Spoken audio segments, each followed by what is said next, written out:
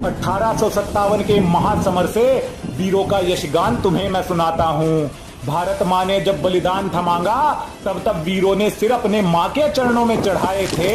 याद तो होगी वो झांसी की रानी जिसने अंग्रेजों को नाको चने चबवाए थे। याद तो होगी मंगल पांडे की वो पहली गोली जो राष्ट्रवाद की एक चिंगारी थी। अरे भारत माँ के शेरों को जगाकर अंग्रेजों ने भूल कर दी भारी थी।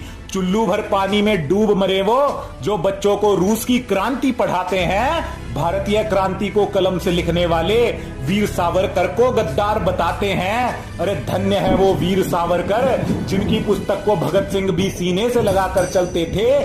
उसी पुस्तक के पन्नों के तले आजाद हिंदुस्तान के सपने पलते थे। ये वो ही भारत माँ के वीर सपूत हैं जिन्हें याद कर सीना गर्व से हर देशभक्त का फूला है।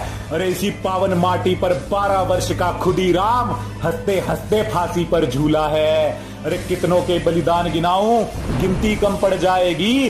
गर्व से छाती चौड़ी होगी पर आंखें नम हो जाएंगी।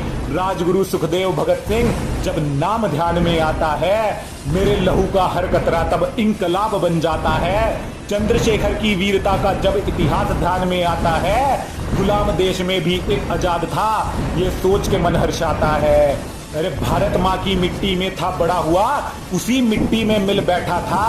अंग्रेजी गोली भी स्वीकार न थी, अपनी ही धुन में ऐठा था। चंद्रशेखर आजाद ही था, आजाद ही शहादत पाई थी। आने वाली पीढ़ी को राष्ट्रवाद की अद्भुत लीला दिखलाई थी।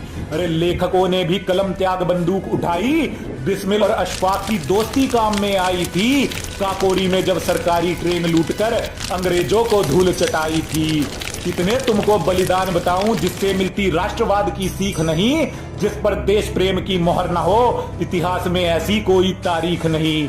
अरे अनशन पर हम बैठे रहते तो अंग्रेज देश से जाते क्यों?